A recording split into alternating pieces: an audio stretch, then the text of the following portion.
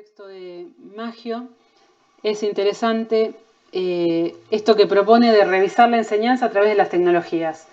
Que hay algo que sí nos trae la tecnología para pensar la enseñanza que tiene que ver con el lugar en que ocupan hoy las tecnologías en relación a los modos en que el conocimiento se produce y se difunde. Y ella menciona esto de la necesidad epistemológica de su inclusión en las prácticas de enseñanza y dice que al mismo tiempo no hace falta tanta tecnología para reconocer dicha necesidad. Hoy en la clase anterior que tuve con la gente de la especialización, hubo un ejemplo que me pareció muy claro con respecto a esto, que una docente contaba que le era muy difícil trabajar con mapas, porque los chicos como que no entendían esa forma tan abstracta de representación, y dijo que iba a probar con el Google Maps. Y a eso me refiero con esta necesidad epistemológica de la inclusión de las tecnologías. Porque hoy en día, en el mundo real, por fuera de la escuela, es, digamos, muy difícil que alguien utilice un mapa, ¿sí? Para navegar, los aviones, los barcos, en general, hasta los autos utilizan sistemas de posicionamiento GPS, sistemas de otro tipo de representación, más en tiempo real, ¿no? Donde uno va siguiendo puede seguir su posición en determinado lugar, hacer zoom, ampliar, incluso simular. Vieron que el Google Maps también uno puede ver el Street View, puede ver como una simulación del lugar en 3 dimensiones, y eso tiene que ver, es un ejemplo para decir esto, como el conocimiento de por sí ya está atravesado por las nuevas tecnologías, en las distintas áreas disciplinares, por eso esta necesidad epistemológica. Hoy en la geografía, por fuera de la escuela, más que mapas se utilizan este tipo de tecnologías, de posicionamiento y de representación, ¿no? En las ciencias naturales difícilmente se utilizan láminas en papel, sino que se utilizan también simulaciones en 3D que permiten manipular las simulaciones, los modelos, esas cuestiones, ¿no? Que hacen que ya de por sí las disciplinas que nosotros después, transposición didáctica mediante, llevamos al aula, las disciplinas ya cambiaron. Entonces, ese reconocimiento es el primero que hay que tener para poder incluir la tecnología de una forma que tenga un sentido en la enseñanza, ¿no? Reconocer el lugar de la tecnología en cómo se produce y difunde el conocimiento hoy en día.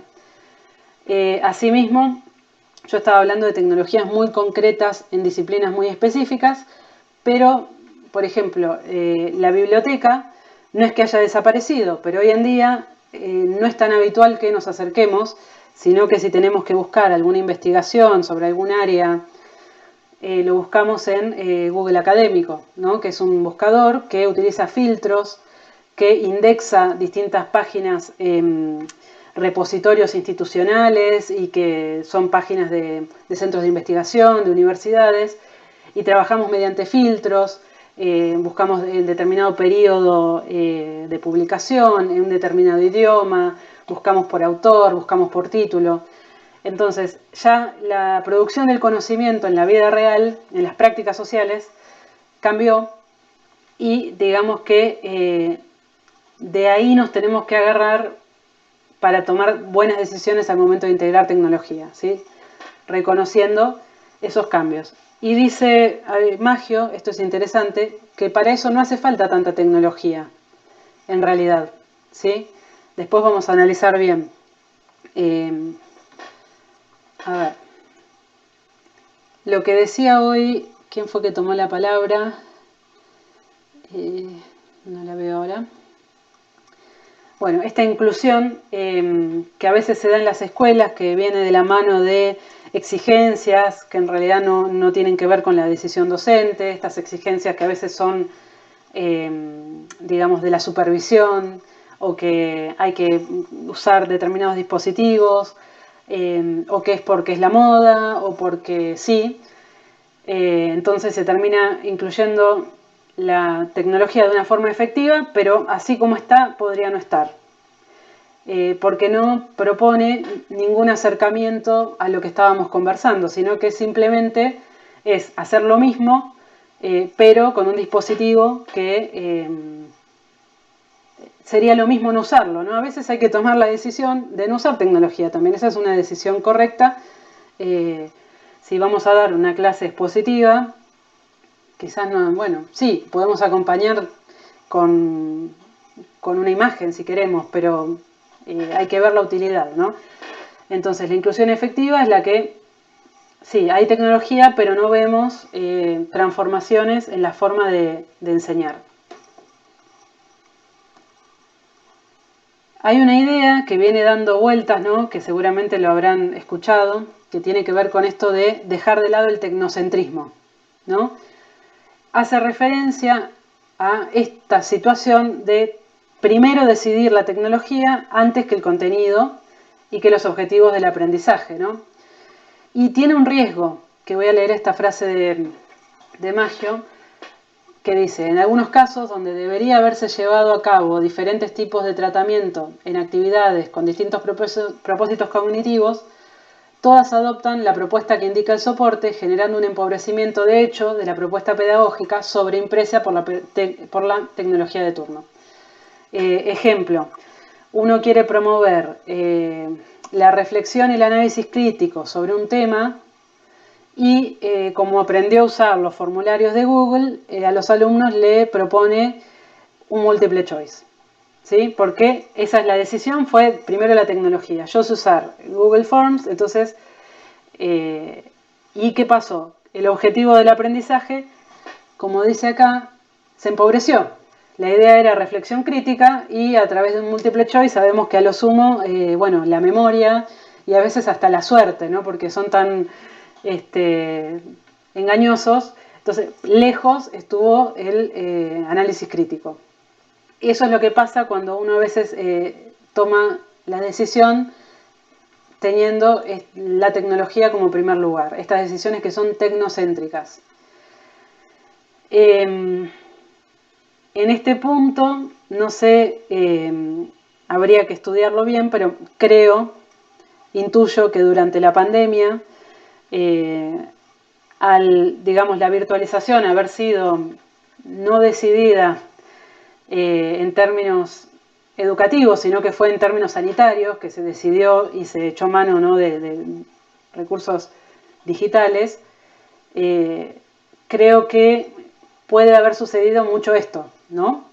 No sé si están de acuerdo conmigo, que quizás se decidió primero la herramienta que teníamos a mano, lógicamente, ¿no? Porque no había otro, digamos, como otra situación. Entonces, las decisiones didácticas y pedagógicas vinieron después y eso se complicó. Eso hizo que se complique bastante la enseñanza. Y acá Judy Harris dice, la planificación didáctica no puede centrarse en la herramienta, sino en el alumno y los contenidos a enseñar. Y esa es, digamos, la base del modelo que vamos a ver a continuación, que es el modelo TEPAC, que tiene en cuenta estas cuestiones. Bueno, hasta acá no sé si ustedes si quieren hacer algún comentario o consulta, siéntanse libres de intervenir. No sé si quieren decir algo al respecto.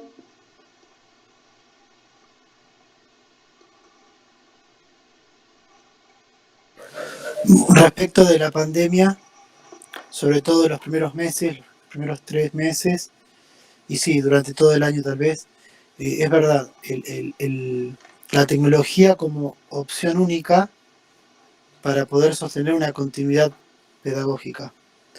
No obstante, la labor del docente era encontrarle un sentido didáctico, si bien no, es como que tal vez por algún momento vaciló la enseñanza, pero sin embargo,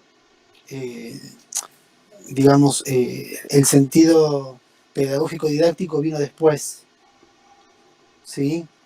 O sea que no sé qué es primero, si el huevo o la gallina, pero sí que, que no puede pensarse la tecnología sin decisiones pedagógicas, me parece. Pero claramente se centró como único eje. Antes era un modo alternativo, pero durante esos meses fue el modo único. Sí, es cierto que al principio, bueno, fue como explorar, esto funciona, no funciona, y después, obviamente, funciona o no funciona, la tecnología, ¿no? Pensando en un docente, tenía que ver con funciona o no funciona didácticamente, ¿no? Eh, obviamente que sí, que después, porque vimos avances y vimos buenas decisiones también, pero al principio claramente se dio una etapa quizás tecnocentrista, por ejemplo con él, como también dice Maggio en otro de sus libros, el uso y abuso de las videoconferencias, ¿no? El Zoom, que no se sabía bien por qué, pero había que estar en sincrónico, eh, y no se entendía bien por qué. Después, obviamente eso se acomodó porque no siempre da resultado una videollamada, ¿no? Es una decisión que hay que tomar de acuerdo a los contenidos y de acuerdo a los objetivos. Pero hubo momentos donde sí, después sí se fueron acomodando las cuestiones de acuerdo a eso, a la decisión que tenía que ver con los resultados en cuanto a los aprendizajes. Bueno, entonces, para Maggio, la inclusión genuina tiene que ver con reconocer el valor de la tecnología en el campo disciplinar, en cómo se construye el objeto de conocimiento en la actualidad, que es lo que veníamos conversando al principio. Las disciplinas, los objetos disciplinares y los campos cambiaron, entonces ya no son lo mismo. Y a veces estamos como tardando en educación en tomar esos cambios, ¿no? Transposición didáctica mediante y llevarlos al aula. Obviamente, esta inclusión genuina demanda no solamente conocimientos tecnológicos. Al contrario, ya vimos que si vamos por el lado tecnológico únicamente, no vamos a tomar las mejores decisiones. Es conocimiento tecnológico, conocimiento didáctico y conocimiento disciplinar. Vamos a profundizar un poco eso ahora. Y reconocer, además de estos cambios, esto que Maggio le llama el sentido epistemológico, reconocer también el sentido cultural de la tecnología, ¿no? Dice, las tecnologías marcan desde una perspectiva cognitiva a los sujetos culturales que son nuestros alumnos y desde una perspectiva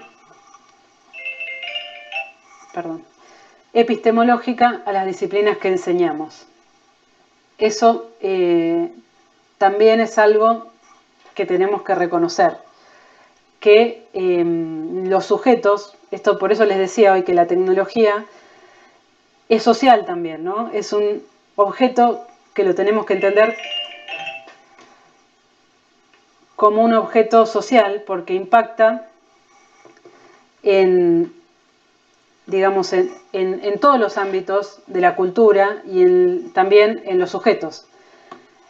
Sobre eso vamos a profundizar también con otros textos, pero claramente, a ver, si pensamos en los sujetos, a ver cómo hago para apagar esto. No solamente en cuanto a las habilidades cognitivas, sino también los marcos referenciales, ¿no? No sé si pudieron llegar al ejemplo que da Mariana Maggio sobre su hijo en una obra de teatro. Lo llegaron a leer.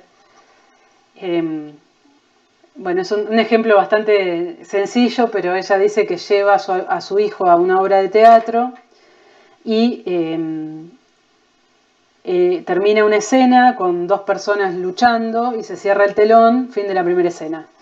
Entonces, ¿qué pregunta el nene? Pregunta, mamá, pasaron del nivel. O sea, la referencia es el videojuego, ¿no? El universo cultural de nuestros alumnos está lleno de referencias que tienen que ver con las tecnologías. Hay el ejemplo que también daba de esto de utilizar, por ejemplo, esto que salió en la otra clase, de utilizar el Google Maps y el Street View. ¿Conocen el Street View o no? Sí, es esta aplicación también que está en el Maps, que uno ve las calles, ¿no? Y puede como caminar por, digamos, ver la calle. Ese tipo de inmersión, ¿no? Que es como que vieron que eso es un montón de fotos tomadas, que se construye como una simulación del espacio, y uno puede meterse y doblar y girar, y ver para arriba y para abajo. Ese tipo de inmersión, digamos, es más, si se quiere, natural para nuestros alumnos que un mapa, que es una representación totalmente abstracta. No digo... Sí. Hablando del Google Maps,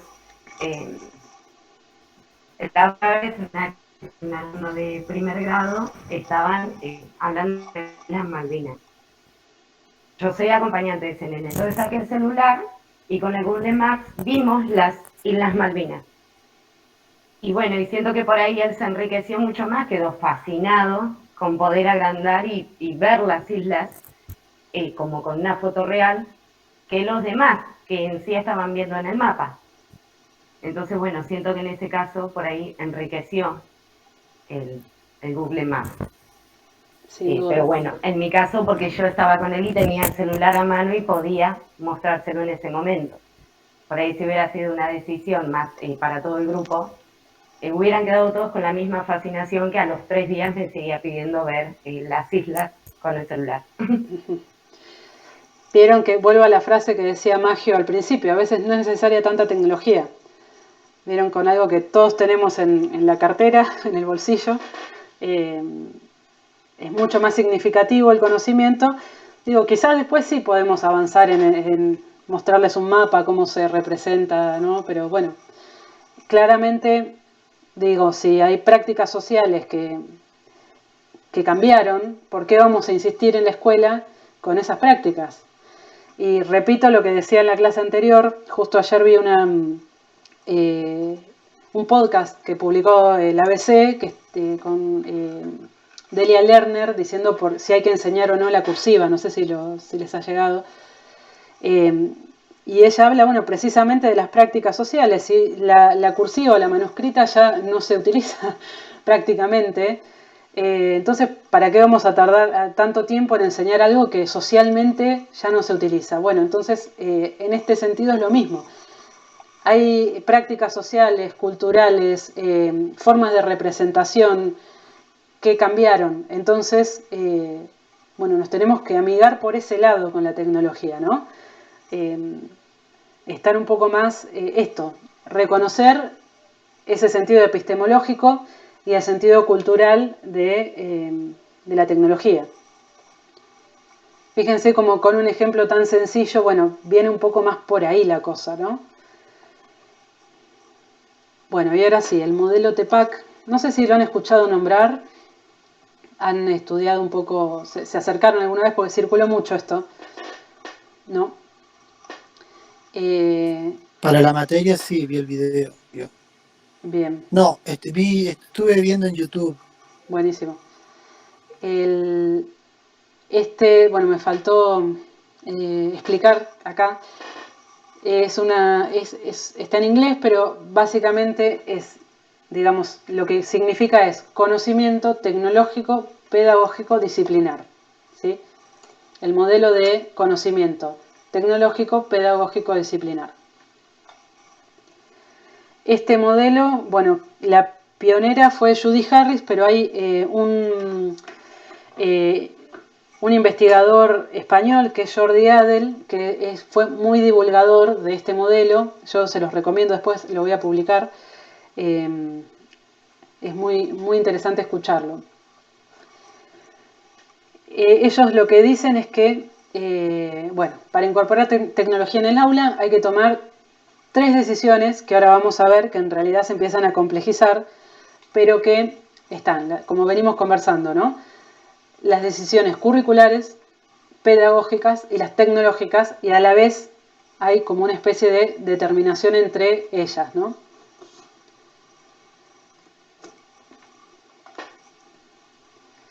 Decisiones curriculares. Bueno, claramente tiene que ver con el contenido a enseñar, el tema disciplinar, que en la provincia de Buenos Aires al menos está marcado en diseños curriculares prescriptivos. Entonces ahí tenemos el marco de los contenidos.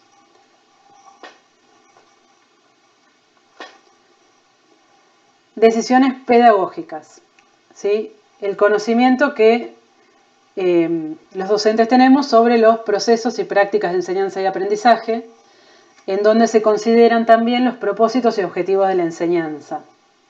Y hay conocimientos específicos que tienen que ver con el manejo y organización de la dinámica aula, cómo se implementan propuestas pedagógicas, la evaluación. Dice, esta cuestión de conocer cómo los estudiantes construyen el conocimiento, cómo adquieren habilidades y desarrollan hábitos y disposición para el aprendizaje. Ese conocimiento que como docentes tenemos, o deberíamos, ¿no? Después están las decisiones tecnológicas, que tienen que ver con el uso de tecnologías tradicionales y tecnologías digitales o recientes, porque también se engloba dentro de esta, digamos, del grupo amplio de lo que es la tecnología, se engloba todas las tecnologías, el pizarrón, digamos, un cuadernillo impreso, hasta la escritura misma, es una tecnología, así que desde el pizarrón para acá, pasando por el video, la radio y la tecnología digital, digamos, ese es el conocimiento que tenemos sobre esas tecnologías y que ponemos en juego. Pero no solamente eso, conocimiento de tecnología, sino que tenemos que tener habilidades que nos permitan operar con esas tecnologías.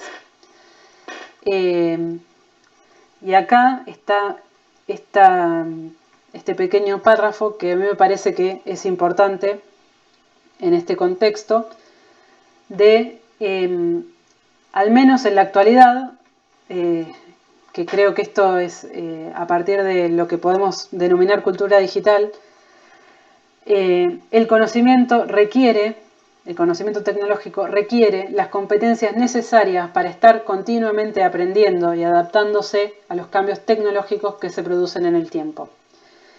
No sé si con las tecnologías tradicionales era así, pero sí a partir de la tecnología digital es necesario una actitud de, digamos, regulación del aprendizaje, del autoaprendizaje de las tecnologías, porque que esto es algo que por ahí es un poco disruptivo con respecto a la escuela, ¿no? A lo escolarizado, que siempre tiene que haber alguien que enseña ordenadamente.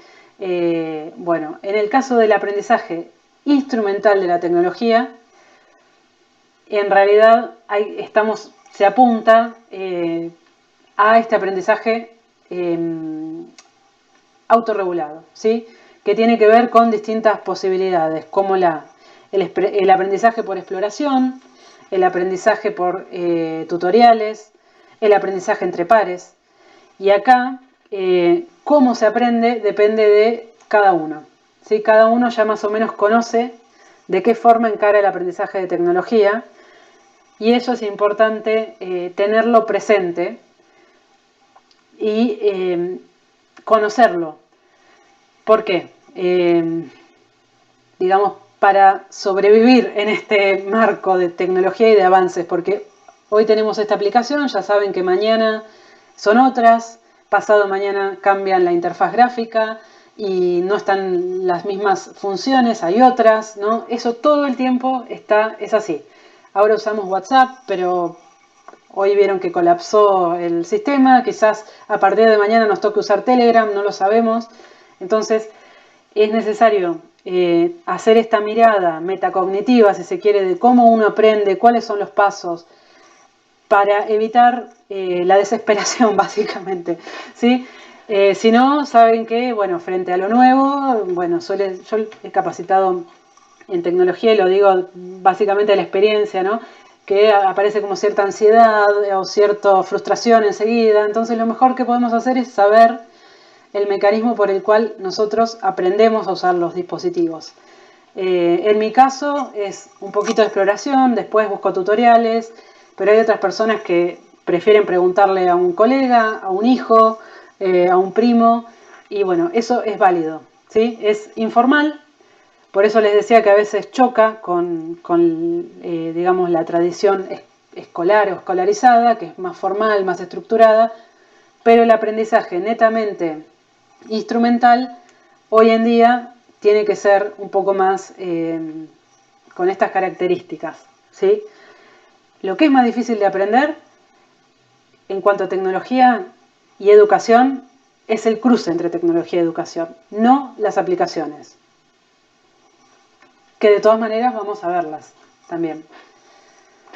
Entonces, articulaciones entre los tipos de conocimiento. Pedagógico disciplinar. Obviamente que tiene que ver con las didácticas específicas, ¿no? En cómo se enseña específicamente determinadas áreas de conocimiento, ¿sí? Acá, digamos, acá en esta articulación de saberes vemos diferencias en los niveles, ¿no? En el nivel primario, inicial, en la universidad, donde, por ejemplo, a nivel inicial, nivel primario, el docente quizás tiene más conocimiento pedagógico y menor conocimiento disciplinar, y en la universidad lo que suele pasar es que el conocimiento disciplinar es enorme y el conocimiento pedagógico es más chico. Entonces, esos saberes tienen que ver en general con el entorno en donde se produce la enseñanza, con el nivel. Conocimiento tecnológico disciplinar. ¿Qué tecnologías son las mejores para enseñar un tema determinado? Como ya veníamos conversando, ¿no? Y reconocer que hay determinadas tecnologías, que yo se los decía al principio, que habilitan o limitan a veces, ¿no?, los temas que se pueden enseñar. No siempre la tecnología da posibilidades, a veces limita también. Entonces, conocimiento tecnológico disciplinar. Conocimiento pedagógico tecnológico. La intersección entre tecnología y pedagogía. Dice, la existencia el conocimiento acerca de la existencia de herramientas para realizar determinadas tareas y la habilidad para elegirlas en función de sus posibilidades de adaptación a contextos educativos. Y también, dentro de esto, la habilidad de adaptar herramientas ya existentes que no siempre son creadas con fines educativos y reconfigurarlas. Todos estos conocimientos, la articulación entre todos esos conocimientos, que sería el cruce que está en el centro, es lo que se denomina conocimiento pedagógico, tecnológico, pedagógico, curricular, o del contenido, como figura acá. Entonces, bueno, y obviamente en un contexto, ¿no? Hasta acá les tiré por la cabeza el TEPAC. Pero igual me imagino que, no sé, si no se aburrieron, algunas ideas interesantes hay, me parece, no sé qué opinan.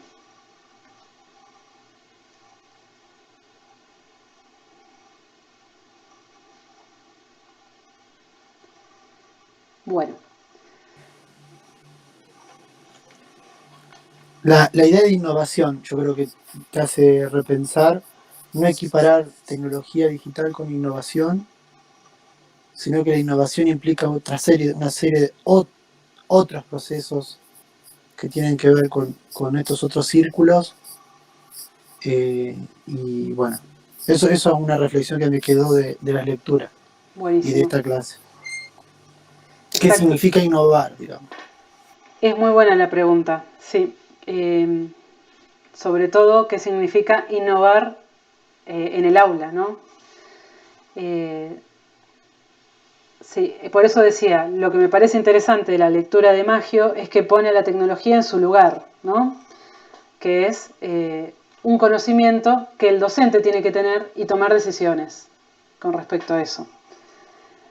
Obviamente este conocimiento se va profundizando, por eso les decía, la asignatura va en ese punto de poder articular distintas cosas, no simplemente de que ustedes aprendan aplicaciones, ¿sí? Les voy a decir, voy a habilitar un foro como parte de la clase 2, que van a tener igualmente 15 días para completarlo, que van a hacer una pequeña actividad que tiene que ver con el modelo TEPAC, que es elegir un contenido del currículum prioritario. Después van a tener que plantear objetivos del aprendizaje y, por último, explorar un repositorio de aplicaciones que les voy a dejar, que están en el ABC, explorar alguna de las aplicaciones que les parezca que puede ir con el contenido e incorporarla en una secuencia de actividades, ¿sí? Algo breve, no es una planificación enorme, ni justificación, ni nada de eso, ni evaluación. Por ahora es solamente contenido, objetivos, explorar alguna herramienta y ver cómo se podría aplicar en una secuencia de actividades y que tenga sentido con los objetivos planteados, ¿no?